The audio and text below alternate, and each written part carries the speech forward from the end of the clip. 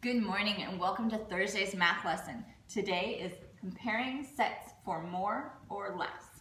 So we've been working a lot on this in groups of 10 and all those types of things. So I want you to get your blank piece of paper again and do your T-chart. Put more on one side and less on the other. So this time I want you to pick little objects that you have in the house.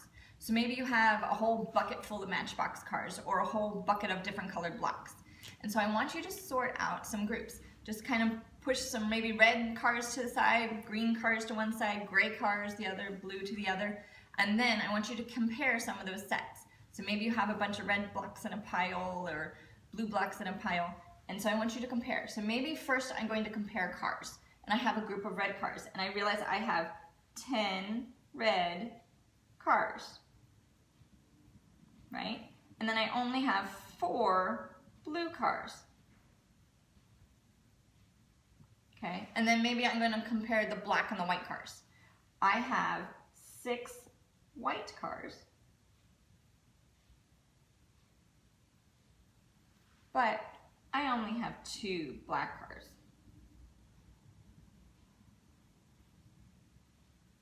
And I want you to compare, if you can, at least 4 different sets of things. So this is my first set and my second set. I need 2 more sets of something that I'm comparing, okay? Maybe they're not all cars. Maybe you compare one group of cars, one group of blocks, one group of straws. Maybe you have a whole bunch of colored straws at home. Maybe books. Maybe you have a bunch of little books that are all in different colors. But 4 sets of something that you can compare the different sizes. So you'll have a group of more and a group of less. You'll count how many are in one and you'll write what it is. And the same thing for less, of what the 2 that you compared. So I want you to go through the house and pick at least 4 different groups of things that you can compare more and less, right? Because we're still working on more than and fewer than. Also, I want you in your math journals today, because you're going to attach your T-chart to the back of your math journal, but in your math journals, you should all have this page, okay? This is a group of numbers of 30, number tiles 1 through 30.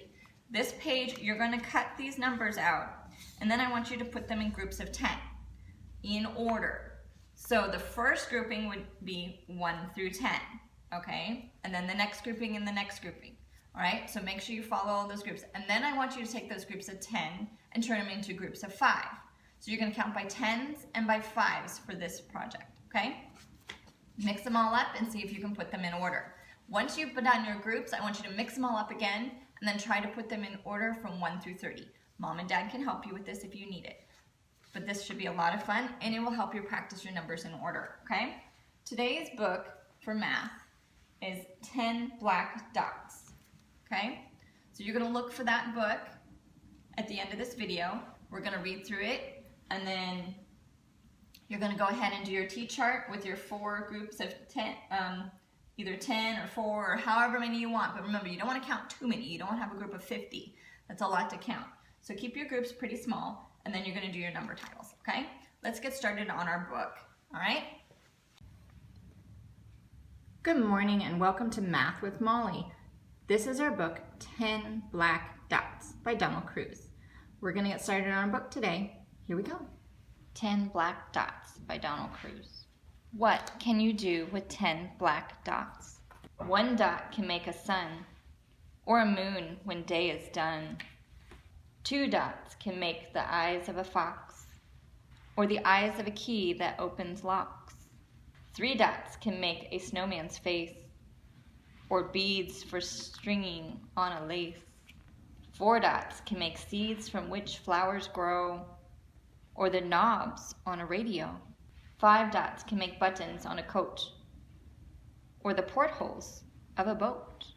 6 dots can make marbles that you hold. Half are new, the rest are old. 7 dots can make the spots on a snake, or stones turned up by a garden rake. 8 dots can make the wheels of a train, carrying freight through the sun and rain.